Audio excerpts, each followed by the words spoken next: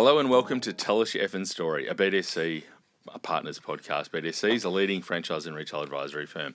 Our podcast is by franchisors for franchisors, where we go behind the scenes with some of the most interesting characters in the Australian franchising industry. I'm your host, Bruce McFarlane, and my co-host, John Sully, and today we're here with Michelle Price, the Chief Commercial Officer of APAC for InXpress. So, welcome, John. Michelle. Thank you for having me. Tell us your fucking story. Come on, it's franchising. Okay, yeah, Apparently. I just wanted to check that. Yeah, I know you've spent a little bit of time with John over the last 24 hours, and he gets a little bit mixed up and uses some colourful language at times. But it's about franchising. But before we get into the franchising aspect of your story, so tell us a little bit of a background. Where did you grow up? We're in Brisbane. We're on tour up here for us. And yes. Are you a local up here? Well, Brisbane is my home ground. Yeah. I was born and raised in Brisbane, so I've spent most of my life here. But yeah, grew up on the Bayside. I was the youngest, had an older brother and a middle sister. Grew up down in Wellington Point area, so did my schooling there. And I did spend a period of about 9 years in Sydney, but we'll talk about that later for work. But grew up, had no idea what I wanted to be. Wouldn't have even known what franchising meant. But my background is all in logistics and freight forwarding. Again, when I took that job, didn't even know what that meant. But throughout my schooling, I aspired to be a musician. Oh, really? So, rock star. Yeah, total rock star. So I am a singer and I do play guitar and I still do it to this day. Good on you. Cool. So when I actually left school, because we had a recording contract, so we toured. You're in a band? Yeah, with my brother. So we toured Europe. We toured the Pacific Islands. Fuck off, really? Yeah. What was your name? So you left school. So did you finish school or? You left well, now you're getting the secrets out, right? So I didn't quite finish school. So I, went home to mum and dad and said, hey, I'm done with school. I will let you know that I was actually quite a good student. I had excellent marks. So mum and dad were just not sure. But How yes. old when this was happening? When this was happening, I was 16. Yeah. Right. So, hey, mum and dad, I'm not doing this school thing. We've been offered a contract, and fortunately, my mum and dad are amazing. So my dad was our manager, and he toured with us. So it's not like I left home and said, that's a great story. So we did that, and we did that for a number of years. I started singing when I was 9, so I'd been doing it for a little while. So I went and did the touring thing for a few years. Absolutely loved it. So your own music or covers? We did both. So we did covers, Yeah. And we did our own music as well. So, yeah, So total. what was the name? What was the name? So my maiden name is Sparrow. Right. So we were the Sparrows. Yes, don't stop. Stop right there. So is it I've just- heard them all. So it's you and your brother? Yeah, so we had the touring was my brother and I, and then we also had a band here locally with 2 others as well. So The other sister wasn't a singer? Not in the music? no, I hope she doesn't listen to this, but completely tone deaf, totally tone deaf. But she was a great support. So And what did your brother do? What was he? He was a singer. He's as a well? singer, and he was lead guitar, and I was rhythm guitar. So he still does it. His job is professional musician, and he also runs his own recording studio. Wow, so he that's produces great. people's albums now. So what did mum and dad do? Were they?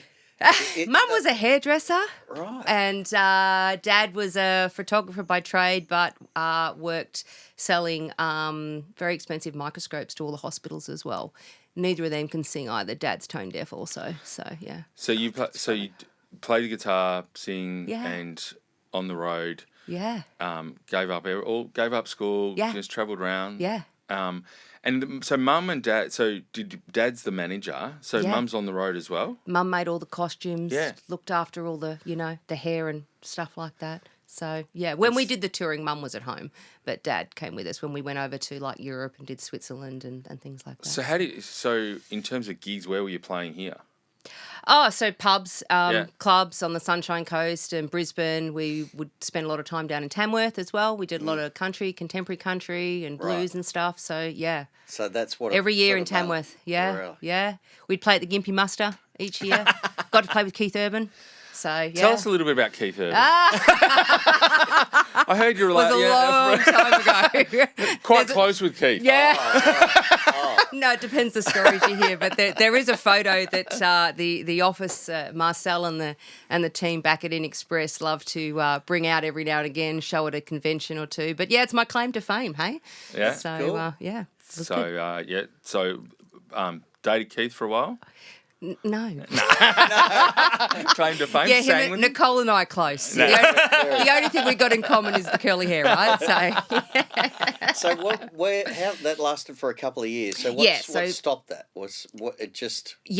So I continued doing it for a number of years after that as well. But music industry doesn't pay well. It doesn't pay well at all. So we did a heap of touring and we came back and we were doing local gigs, and then Monday to Friday I was like, I'm so bored. I can't sit still. I'm not the person that can just sit there and watch TV. So it was, I should get a day job just to supplement some income because I'm going to be a famous rock star. So let's just go get a day job. So I went and got a day job at a freight forwarding company, which at that time was known as LEP International, as their receptionist. So I took a job as their receptionist and I lasted there 3 months in that position, and they moved me into, air freight import, sea freight operations, became supervisor and manager, and I was there for about 6 years. Still doing the music on the side, gig on the side. weekends. You must have been young there. You must have been 18, 19. Yeah, when you started 17. that I job. started I was nearly 18 when I took that job. So Yeah, right. yeah. Not much older than I am now, in case you want to count the years. Yeah, we're just writing some notes. Yeah, because no one add up the years here. So I did that, and then I did the silly thing and got married. He won't listen. Well, no, I don't care if he's listening because I'm divorced from him now. But so I kind of put the music to the side. The career took over. And the reason I say that the silly thing is wasn't a big music supporter of it then, so that was a bit challenging for me. So the music got parked. I was really having some success in my career. I was doing a lot of leadership development courses, a lot of management courses, etc. And another freight forwarder approached me at a Malaysian Airlines function dinner and said, "Hey, have you ever thought about sales?" And I'd always been operations, customer service, and I was like, "Oh, I can't do sales." No, that's scary. And he's like, yeah, I think you'd be great at sales because you love talking to people. So I moved across to the company then and that I was with for almost 24 years with Hellman Worldwide Logistics. Right. So you know what logistics is by this stage? At this stage, I had a fair idea, right? I was like, this is what freight is. Moving stuff around. So Hellman, so it was our own bonded warehouses, so global company, air freight, sea freight, project, contract logistics, local distribution, etc. What's as a well. Bonded warehouse? Is Customs security, owned facility. Yeah. So basically, you'd move the freight, and if it wasn't cleared by customs when it arrived, we'd go take it off the aircrafts and bring it to our bonded facility. Yeah. So it would be under full customs control. So there's a lot of requirements, a lot of legislations to run those warehouses as well. Yeah. You'd have customs in there, you'd have audits, etc. So from a security aspect. And where was the head office for that? Was that it's a global company, obviously? Yeah. So head office for Australia was in Sydney, but global head office is in Osnabrück in Germany. Right. So I did... and that's why you moved to Sydney for that 7 or 8 years? Well, I took the role in Brisbane. So came as a sales rep for them in Brisbane, then became their sales manager, and then became their branch manager for their Brisbane operation. And did that for a number of years. And then it was about, I think about 2014 or something, might have been. They were struggling with their Sydney operation. So it took them about 12 months to convince me to leave Brisbane to go to Sydney. So I did. And I promised them 4 years. I was there almost 9. And then in 2021... I decided it was time to come back to Brisbane. My dad wasn't well, and my now partner's father, he wasn't well either. So we were like, you know what, this is with COVID, it really impacted the amount of midnight runs we did before the borders shut, to get home to see family. I'm a big family person. It's all about family to me and spending time with them. So to be cut off that much really impacted. So I was like, I am done here. That's how I actually got into franchising, because it was the opportunity that InXpress came to me with to move from where I was after being with this organisation for 24 years. And there was a big culture shift in that organisation, change of ownership, change of directors, that really, it just goes to show how much, people can impact the culture of an organisation. So that, coupled with the fact that InXpress gave me the opportunity for this amazing company and to be back in Brisbane, I packed up and moved all the family back to Brisbane. So you got kids, yeah? Yeah, so I have a daughter. We'll talk about schoolies in a minute, but yeah. Oh gosh. So I have a daughter. She's 23. Is she a rock star? She actually does sing. She can sing and she plays guitar. She's super amazing but super shy. I don't know where she gets that from. So she did an agricultural degree, so she is in the agricultural world. She left school and went down to Wagga Wagga for a few years in Sydney. So, but she's now in Brisbane. Where I'm from. Yeah, so she spent 4 years down there. Cool. She enjoyed? She loved it. Yeah, right. She's a country girl, total country girl. So she works for a company that does manufacturing down there, Proway Livestock. So she spent her time down there. When we moved back to Brisbane, it was a bit far. A 4-hour drive between Wagga and Sydney is a big difference. So her company let her move to Brisbane. So she runs the Northern Territory in Queensland for them as well and does an amazing job. So she's 8 minutes from me, so nice and close to home. That's awesome. Yeah. And I have a son who is 18 and just finished year 12, lives at home. Oh, really? What's he doing?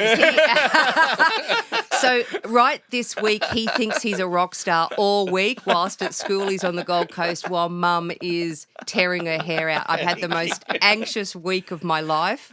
Long as I was just saying to you guys earlier, get a proof of life text, I'm okay. He doesn't sing. He sings in the car, but he has no musical ability. He's sports, but he's just finished year 12 and got an electrician apprenticeship, which he's starting straight away. If he gets back from school, So, if he gets back. Jeez. So, off topic. Yes. Have you ever thought of going on to one of these reality shows? The Voice. Yeah. Have you thought about? I mean, you're still my singing. friends ask me all the time. And, occasionally it's crossed my mind, and I know a lot of people that have been on that show as well. A lot of friends that I know have done really well, but I don't know. No, I think I'm too old. No, you're not. Yeah. Fuck that. Yeah. But that no. That would be a really cool experience. Apart from anything, it'd be great. It would be super amazing. Yeah, part of me secretly is like, go Give it a crack, yeah. Go do it. I just don't, I'm so busy. It's like between family life and work life, it's like, where would I fit all that in? But, So is your singing now just Christmas parties when you've had a few drinks, or karaoke I've actually nights? well, there's always a karaoke bar when I'm involved. And then no one wants to sing. It's no fun. Did you join? There's a karaoke group. It's speaking of franchising in the US that somehow I'm on the WhatsApp group for the. I need to join that WhatsApp group. Right? Because they were at the IFA last year. A whole crew of them went. I've missed this. Yeah, so I know you're not going 2025, but I'll put you in the WhatsApp group and you can join. I didn't sing at the karaoke night. Yeah. What is it? It's a karaoke franchise. No, it's a group of people, franchisors that like karaoke. So last year at IFA, so there was another they all rolled up to a bar and started doing it, and then they created a WhatsApp group, and I know some of them quite well, so they're like just added me into this WhatsApp group, and it just maybe they thought you could sing. Maybe. My grandma was a singer. Can you? No, my grandma was a singer, so she was and so she sang right through, like when I was a kid, and so I'd go to concerts when she was singing, like when she was retired as well, she was singing, and she said, "Don't sing because you are really shit at it." Yeah. Okay, good. Yeah. At least you own it though, right? Yeah. So I don't sing, but So and I also now it's just So now since I've been back in Brisbane and I'm near my brother, so we've been doing. I do a little bit on the side now, a few gigs here and there. Got one on Friday night, and sometimes he's got the recording studio, so if he needs me to do a female harmony for an album or something, I'll go in and do that. But yeah, but of course you always get conned in for friends, events or weddings or anything like that. But do you still love it? Do you get a I buzz love out of it. Music's just such my go-to, right? If I'm stressed, if I need to unwind, music's such an important part of me balancing myself as well. Couldn't live without it. Yeah, that's great. Absolutely love it. I'm so jealous. That's an amazing talent. That's really, really cool. You actually haven't heard me, but thank you. Well, I'm assuming they got you offshore because for some reason. And then obviously a long time in logistics. Yeah. And then you're in a franchise, so not knowing anything about franchise, I'm assuming when you're looking to take a role, like it's a great company, and we'll talk more about it, but what did you know about franchising before taking the role, and what due diligence did you do on? Exactly. It's a great question, and coming from the corporate world, like I'd always done what you're meant to do in your corporate world: climb the corporate ladder, tick all the boxes. I did a European logistics degree in supply chain management as well, which I did later because obviously finished school to be a rock star, so did those things later. So it was interesting when the approach came through. I was like, franchising, is that a dirty word because I'm corporate, right? It was that old stigma.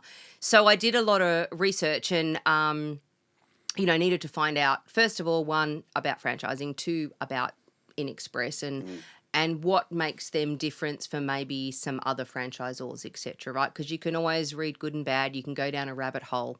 I'm a optimistic person, so I always try to see the positive and keep it light from that side. So I spent a lot of time, and to be honest, I think I put poor old Marcel through hell. With questions for him. Yeah. So what did it look like at that? That was 2021? 2021, yeah. So what did it look, as a business, what did it look like? A very positive business. So I'd been in the... But big? Are they huge? Huge, yeah, global. And I asked to see their numbers, so like revenue and how does this work? So I've come from...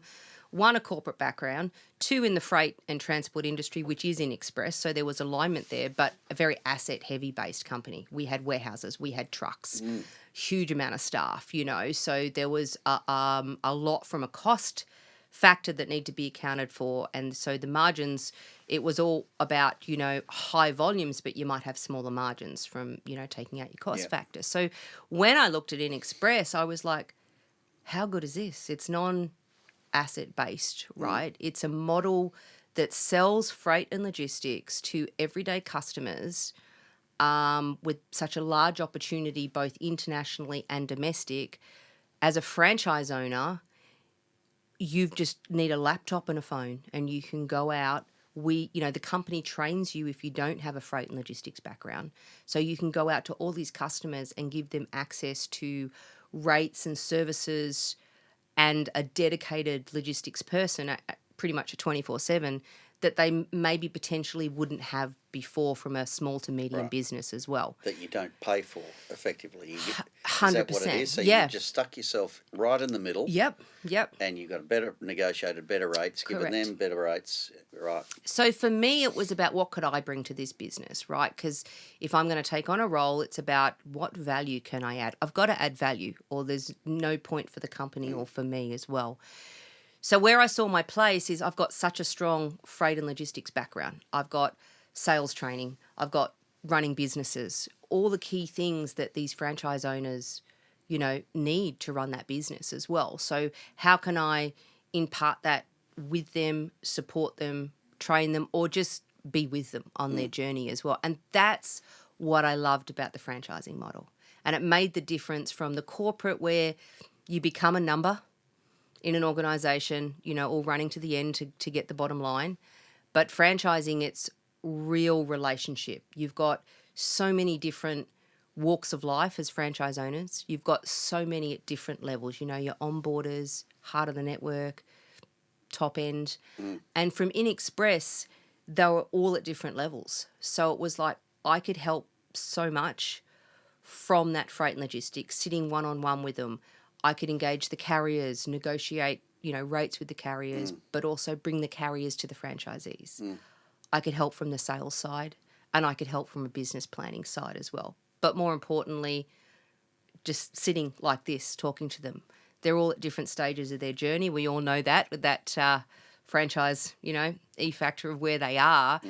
I just love hearing their journey. What's their why? What's their motivation? And tapping into that to go, okay, what do we need to do to get you from here to here? But where do you want to be as well? That's what attracted me to the franchising, is I could use all the skills that I've learnt in my personal life, my education life. I love talking to people. My success comes from seeing people be successful. That's what attracted me to franchising. Good franchisor characteristics. Absolutely. Yeah. Yeah. So how many franchisees in Australia? In Australia, we've got 47 franchisees at the moment.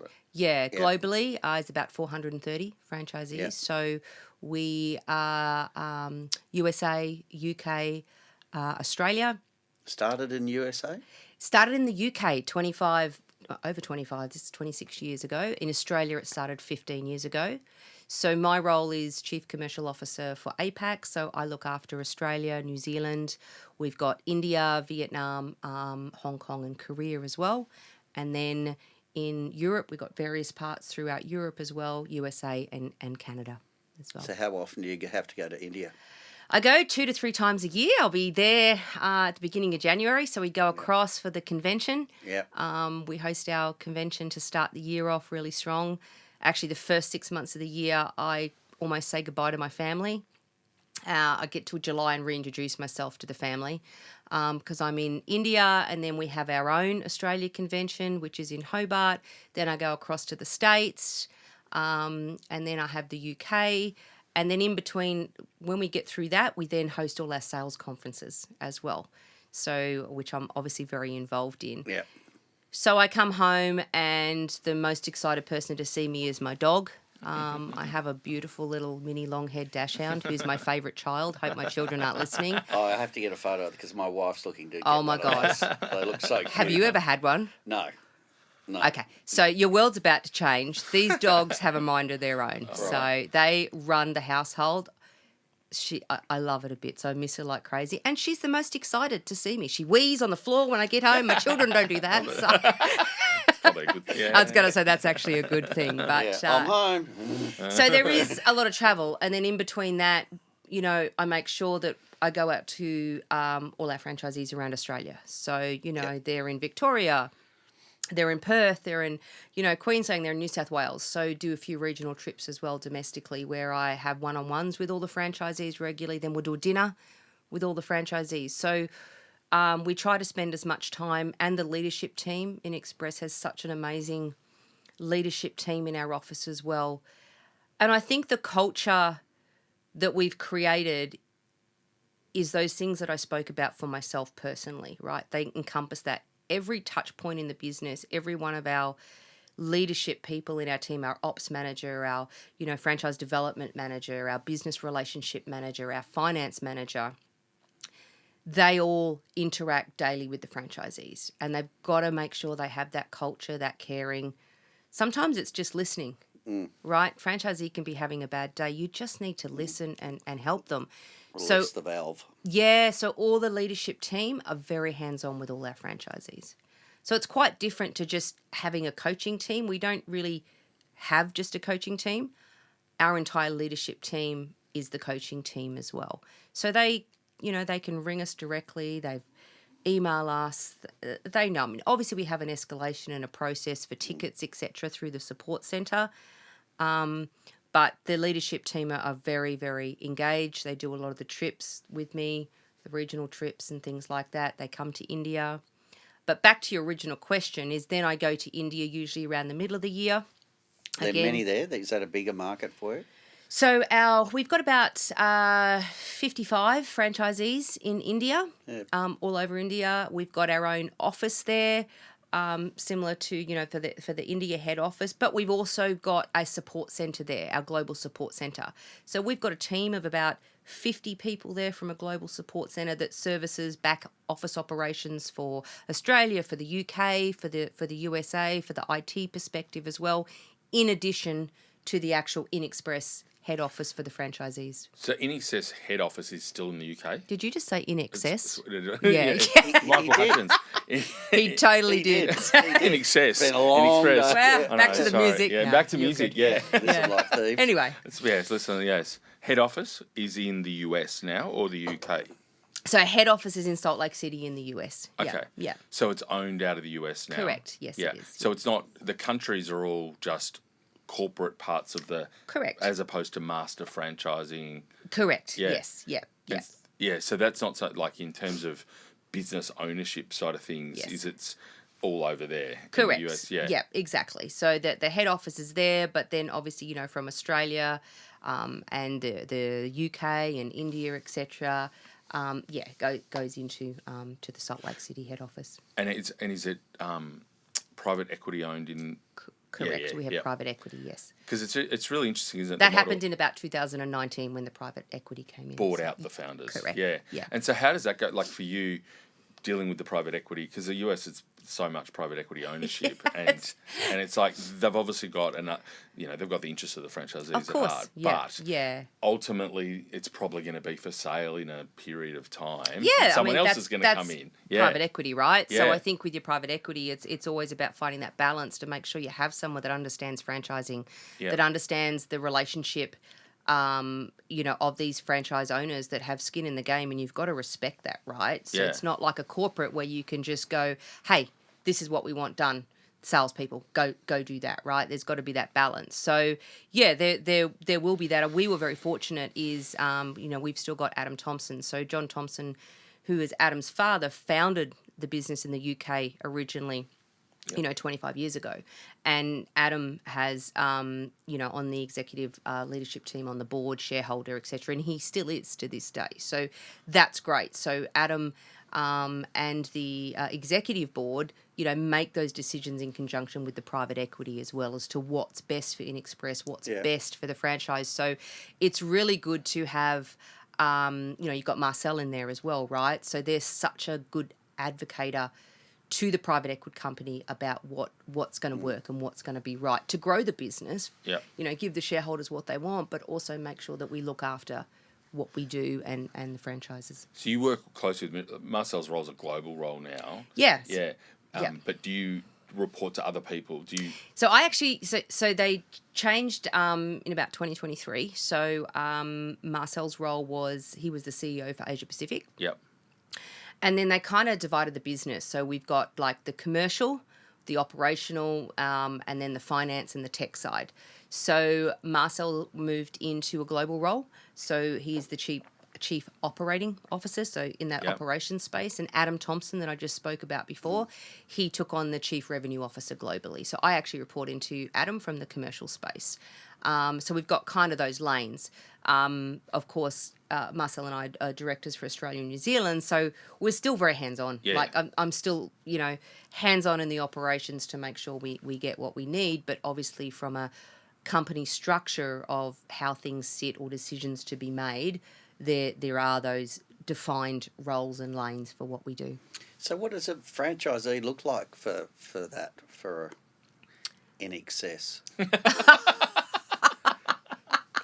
No, but what are they? Stop it. Are they someone with logistics background, or just any old punter? Yeah. So this is a great thing. So they don't have to have a freight and logistics background. We have very good training programs to cover that.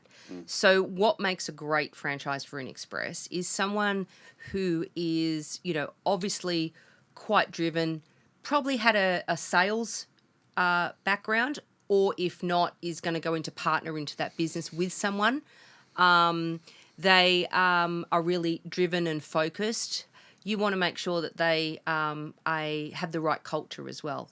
The one thing for our franchisees, and this is another thing I love about franchising especially for InXpress, they all help each other, right? The franchisees, whilst they're competitive, they're very competitive, but if someone's not sure, they can ring one of the franchisees and they help them out. So it's someone that's collaborative, very, very driven to succeed, loves talking to people. If you can have a conversation and be confident, you can sell this business. We can teach the freight. that can be taught. It might take a little bit time for those franchisees to kind of get there. They might, we partner Get the lingo. we partner with DHL, FedEx, UPS, Star Trek, things like that as well. So it might take a little while for them to get where they need to be, a little bit longer, but once they get it, they get it. And that's our job, to train them. If they come to us with a freight background, maybe they don't have they haven't done sales before, right? So we're teaching the sales side. Yeah. So I think it could be anybody, but I think where we've seen a lot of success is ones that maybe have done corporate. They've had corporate and they've gone, I've made all this money for a business. I could do that for myself if I just had the tools and the mechanism to be able to access it. And that's what we provide. So is your competitors DHL and those guys as well? Yeah, it's a great question. So we have a partnership with your FedEx and your DHLs and UPS. So we're almost like their feet on the streets to the SME market as well, right? So they can only cover so much ground with their sales team. So we kind of fill that space for them, that we're promoting one of their services based on whatever the customer needs. So they look at us as a partnership. So we meet with them, I talk to them every single week. We meet with them monthly, etc.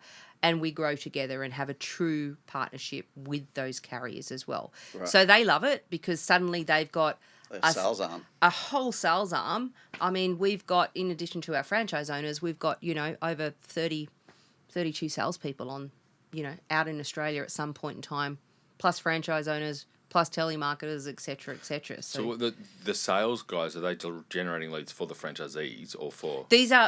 So the franchise owners invest in sales. Oh. They've invested in their own sales teams. They've got their own sales teams? Yeah, okay. yeah.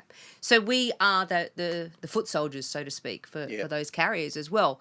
So the benefit for the carriers, one account with InXpress head office. So, we have all that side with them. They get a book of business from InXpress, a huge book of business. We do, on average, anywhere between 55,000 to, in October, we had a record month in Australia of 61,000 shipments. So they get that lovely book of business, right? So. And how do you balance who gets what? Is it all just, the carriers, you mean? What carrier gets what? The carriers are quite specific as well, right? So, we know the trade lanes they want to develop. We know that, if they want to express or whatever it might be. So it comes down to transit times. Yeah. Comes down to the trade lane. Comes down to rates too sometimes. But also the customer knows what they want. If they're familiar with the brand, they might be, I only want to use this carrier. Or they might be open to other carriers. So with the domestic market, we've got over 18 different carriers, right? But the reason we've got that is in Perth, there could be 3 specific Perth carriers that fill that space beautifully, but they won't do Brisbane or Sydney cargo. So that's the Perth carriers. And then in New South Wales and then, Queensland or Victoria, it might be different. So it sounds like a lot, but they've all got a part to play. We will never be the, the Expedia or bookings.com where you get, a laundry list of every carrier, because we have a promise to our carriers that we will partner with them. We've got to grow that book of business for them to get that relationship going. We don't want to farm it out. The margin to rate. Yeah. Exactly right. Yeah. Right. So that's the partnership that works there. And so I don't know if I'm allowed to ask this question, but what do they pay to come in? What's the franchise cost generally? Yeah, so to purchase an InXpress franchise, it's $85,000 for Australia to purchase. Yeah, to purchase a franchise. Yeah. Am I allowed to ask what sort of income they would generate from that? Like that's not a massive outlay for a lot of these people that are. Yeah. So if you actually look at, when we actually just, Ryan's here with me, we were just discussing this a couple of days ago. So if you look at the heart of our network, right, the ones that, have been in it for a few years, they've built a nice book of business. From a margin perspective of what they would earn, the average for that is around $400,000 per year that they would earn from a margin perspective. Right. Yeah. and then out of that they may pay a salesperson or something like that. So that's the margin they earn from what they get. So their operating costs are obviously different for how many staff do they have, and do they have sales? Do they have, Australian employees? Some have offshore for telemarketers as well. So what do they pay themselves as a dividend, etc. So then they've got that side. Good business. Yeah, and then when I looked at it, I have to be honest, I was like, this is too good to be true. Should I be purchasing a franchise myself? Yeah. Sometimes I still ask myself that question. No, I love my job. I love what I do. I love the organisation. But I have told people in the industry, friends, you should buy a franchise, like honestly. And I look back and I know when I did it, I was like, it's just such a good business. You don't have bricks and mortar, leases, anything like that to worry about. You're not restricted. You have a PMA from a marketing area, but you are not restricted to sell just in that area. So our franchisees can sell Australia-wide. They can only market in their PMA. Like Signorama. So how many territories? So you've got 47. We don't have territories. Yeah. So how many can you have in Australia then? Like why haven't we? Can you have 200, 300? You could. So we like to try. To be honest, we like to grow by about 8 to 10 franchisees a year. That's the right number. For us, our franchisee, like when I actually came into it, we had there was over 65 franchisees. Now it's not that we've lost them. We've got franchisees that I won't tell you what they earn, but they have bought other franchisees and they've grown into these super franchises, multi-units. So they're multi. Okay, sorry, and they've got their own teams of anywhere between 7 and 16 people in their team, right? So the number has shrunk, but our network turnover has grown. So that that's kind of fantastic for them of what they've done, and they've just really That's really grown. good. Yeah. So is there a competitor apart from what we talked about before? Someone else doing the same shit? There are some. I love the way you put that. There are a few. You've got a lot of freight online aggregators where they'll just put all the carriers in, and you can go online and get a freight and book it. The difference between us and them is it's just a freight aggregator, right? Yeah. So you'll get a bot to chat to. You don't get access to our franchise owners who, if you've got a shipment and you don't really know what's the right carrier, you go online and you book it and it could be completely wrong. You get a heap of fees because the freight's oversized for that carrier, but it doesn't show it there. So the difference is they can pick up the phone and talk to the franchise owners or the team and say, hey, this is the freight. What's your suggestion? What's the best way for me to move this? The second part is if you've got a business that wants to deal with like a one-stop shop, if they've got international freight, if they've got domestic freight, they can just come to one platform, one logistics company that knows their business as well and truly partners with them. Super cool. It is super cool. Yeah. So when you were doing your due diligence and those all sounded good, and this franchising thing, too good to be true, there must be things that weren't as good and that have been more challenging for you. And one of the obvious ones is, they're independent business owners, and so they're dealing with their own. So you're not their boss. So how is that one? And were there other things that you went, this is shit. Why do I have to do this? I'm not going to lie. There were days like that. So we're being open and honest here, right? Yeah. So no company is perfect. Yeah. Okay. Or model. Or no model. Yeah. And my philosophy is, and one of the reasons I left my previous organisation is when you stop waking up feeling happy more often than, you should, there's something not right, okay? But no day's perfect, okay? So what the challenge for me was I came into this and, yes, I did not expect that these franchise owners, I would just get bombarded some days. I was new, I was shiny. So I would get bombarded with everything that's wrong with the system, everything that's wrong with head office. So the first sounds 2 months familiar, guys. Fuck. So the first few months I was just sitting. Sometimes I'd get home and I'd say to my partner, I'd look at him and I'd go, I don't know what I've done. I'm exhausted, and I don't know whether to laugh, whether to cry, whether to just keep drinking. Going on the voice that looks a lot more appealing now. I think I'm going back to music. Yeah. But when you actually break it down, and I must admit, I had a great support with Marcel. You know, Marcel's long time in the industry. He's a ripper. He seems like a great bloke. He is a cracker. We just get on so well. But from a mentoring side in franchise, I think I'm extremely lucky as a sounding board. I could go to him and say, is this normal? And he would just look at me and he'd laugh and he'd go, let's go for lunch and have a chat, you know. And it made me feel like this is okay. Yeah. But the one thing I had to learn really quickly is they are business owners.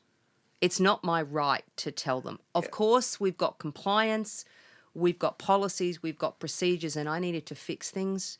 There was staff changes I needed to fix in head office. There was some culture. Happy to do all that. But at the same time, I needed them to feel heard and work through, okay, what's a common denominator here that I'm hearing from the noise, and how do I make that noise go away, but make sure we make a change at the same time as well. So it took a little while, and a lot of it was we had some culture issues, definitely, in InXpress, and we've thankfully got a completely, different culture now. So that impacted, but the franchisees... amongst at head office rather head than office. rather than franchisee level. Not franchisee level, at head office. Yeah. Of course, there's always some challenging franchisees. Well, particularly when you've got franchisees that are making a lot of money and have Exactly. been doing it for a while. And they've been doing it for a while. Yeah, and then you come in and you're new and not a franchising Well, I'm person. new and shiny. I came from a corporate background. Yeah. Who are you? What are you going to do to make a difference? Yeah. Like, don't tell me how to run my business. All of that. And I was there going, oh, my goodness, what do I do? But I spent a lot of time listening, getting to know them. Yeah. Well, show me your business. What have you done well? And they are such great people, right? So you had to build a relationship. You had to build the trust. That doesn't come overnight, and you've got to put the work in, right? If you don't listen to them and if you don't spend that time, I got to know them, know their, weird things or different personality types. I've done a lot of training in personality profiling as well. So that came in very handy. And this is where so much of my corporate training and career development that I've done was so great to be able to use every aspect of it as well. So understanding the personalities and how I needed to change and adapt to get maybe a message across differently to one franchise to how another franchise perceives it. And that's what it was all about. What about the first? Have you had to breach someone? Yeah. How's that gone? Yeah. I got to... Yeah. Yeah. Because that's very, you don't have things like that breach was new notice. to me, right? I was like, what is this breach we talk about? And that wasn't in the job interview. No. So yes. And managing that dispute process. 100%. So, that dispute process and managing expectations of both parties and how to find some common ground. Hitting them with a big stick over and over again is not the right approach. And why are they in that situation? So I would spend a lot of time, well, how did we get here? What do we need to change? What do you want from this? Is this still for you? If it's not for you, then let's talk about our options. If they've breached and it's all our fault, why is it all our fault? And what impact is that? So it's about the communication side. I mean, I remember having to breach a franchise. It was horrible. It was in the first few months of me starting, and I was like, oh goodness, the whole network's going to hate me. I'm sure they did. Maybe they still do. And did you end up in mediation? No, we didn't end up in mediation. Because that's a fun experience. Thankfully. Have you done one of those yet? Close. Yeah, it's not fun, but this is such a great story. They are such an amazing franchisee, and one year they won Franchise of the Year. It was such a turnaround. But do you know what? It was just about having that conversation and finding out what the thing is. But you got this loggerhead, but you got to break. You got to break the barrier down. You don't want to end up in mediation, right? If you can avoid that, I know it happens. We don't want to, but no, definitely not. Jump on the front foot early. Own it. Have that conversation. And I think when the difference is don't leave it maybe to the support centre to deal with. Take ownership at this level. Get involved. If I can give one bit of advice, well, that's actually my next question. Yeah, tips for franchise. So a lot get of involved. Yeah, don't sit back. Yeah. So any problem in the network, have the conversation. We have weekly meetings with the entire leadership team. Every single issue is brought up, right? No matter what it is for every franchise. We review every single franchisee monthly, not just from a results factor. What are their challenges? What are they going through? What's the impact? Is there anything in their personal thing that we might need to be aware of? Is there anything in their business life? Celebrate the successes, those kind of things. And that's what we do as an entire leadership team. And then jump in. Don't sit back. Don't go, okay, you take care of that. And I don't want to know about it. Let me know when it's fixed. It's not going to work. Where'd you get your street smarts? I don't know.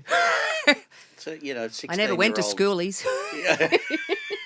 Well, let's get onto that then. No, but that's you're obviously you've got great vision for a lot of these things. So you look like you got a really high EQ. Around people, and probably travelling around Europe at 16 helped that. I grew up fast from the music side, to be honest. I think I probably, maybe my parents would disagree, but I think I matured quite quickly. And I have a passion for people. And like I said before, my driver is watching them be successful. And I don't just mean, it's been in my career, even in my corporate world.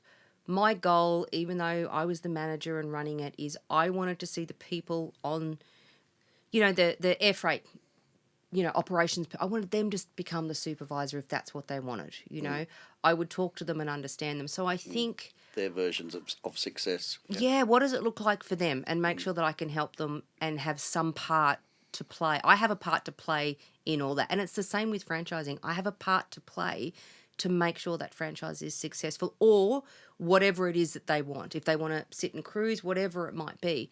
So I think people is my passion, right? So learning to listen. I had to learn that because I'm not always a great listener. I had to learn to listen. So the tips so a lot of the people that listen to the podcast are either thinking of franchising, emerging franchise. You're a big part. And you've been... you didn't grow up in the industry, grew up in other industries. So do you have any other tips for franchisors, that you've learnt over the last few years? Yeah, I think the biggest thing is be honest and be transparent. 100%, right? Honest, transparent. Take the time to know each of your franchisees. Don't sit back in your ivory tower as the franchisor and think that everything's okay, because I can tell you it is just scratch the surface a little bit and then keep going. Don't walk away and think that problem's now resolved with a breach letter or a wrap over the wrists, or if you don't know your network and if you're not connecting with your network and you're not facilitating for your network to connect together as a team, a massive issue. And last thing, tell us about how you ended up singing on a plane on the way to India. Oh my God. This is Marcel. This is Marcel, right? This is Marcel. Oh my goodness. I'm so glad you don't get to speak to all the people. Right. Okay. This is a great story. So India and me is a challenge, and the team is a challenge. And I'm going to give you some personal insight as to why it's a challenge, right? So I don't have the greatest stomach for spicy foods, okay? I like them. Let's just say I like them. They don't like me, alrighty? So it's quite challenging for me in India because even to order a ham sandwich, it's spicy. So the team all love the curries, the hotter, the chilies, right? So there's so many antics that go on when we travel to India. Secondly, I do stand out a little bit, India, right? I'm tall, I'm blonde, quite pale. So it's almost like, they refer to themselves as their bodyguards around me, So it's a lot of fun. How I ended up singing on a plane is we had a domestic flight. We move our convention all over India each year. So we were on a domestic flight back to Mumbai. We get on the aircraft on Indigo Air, and we're sitting there for a little while, and the the pilot comes across and says, "We got a bit of an issue. There's a helicopter that's caught on fire on the runway. We're going to be stuck on the tarmac for a couple of hours. We can't get you off because we've already exited out. So if anybody's got a talent, please." Is that right? This pilot, can I just tell you, not only was he super good looking, which helped, he was the most personable person. This comes back to what I just said, right? Yeah. Know your audience, know your people, and engage. Maybe he should be franchise owner. He came on and he said, has anybody got talent? Come on, let's keep this entertained, right? So I said nothing. That's so cool. I said nothing, right? And when we go on planes, just so you know, the team, we have a rule. None of you are sitting next to me, right? Because if I want to put my earpods in and listen to music, back to my music thing, I'm not going to sit and talk to you, right? So we all position ourselves in different seats. It's very funny, right? So also no one gets offended as who's sitting next to who. So Marcel was a few seats up. We had our Indian country manager a few seats behind me, and there was our ops manager and Ryan, our franchise recruitment manager for Asia Pacific. We're all over the plane. So I'm just sitting there minding my business, and, a little girl goes up and, sings a little song. And then this Indian man, quite aged Indian man, gets up and sings some traditional song. And, of course, it's all in Indian, so I have no clue what they're singing. Next minute, I get one of the flight attendants walk down to me, right, and say, the gentleman up there said to come and see the lady in seat D10. And I'm like, throwing a bomb. Did he now? He said you're a singer. I said, did he now? I get a text from Marcel at the same time. At this time, I reported to Marcel, right? So it's my boss. It's like, arsehole. Yeah, he's like, this is mandatory and part of your job. So I look at the text and I'm like, oh, shit. I've got no choice here. I said, fine. Next minute, they announce there's a lady in D10 that apparently is a singer. My crew start cheering. Marcel looks behind. I give him the glare. I walk past. He's laughing. Next minute, yep, I'm up there holding the little, the speakers that the host. We're singing through that. But I had to stand behind this Indian man who was still going. The song, I swear it went on for like 6 minutes, right? I couldn't understand a word he said. And, then I get on there and I whack out Proud Mary, right? None of them would have understood what I'm singing except our crew. So, and then the pilot comes on and makes a big thing because, So for then on, I've got free tickets with Indigo ever since. No, I don't. and he comes on and he goes, okay, for everyone that I saw a lot of people videoing that, just so you know, to protect this lady's privacy, please don't post any of this on TikTok or social media or etc.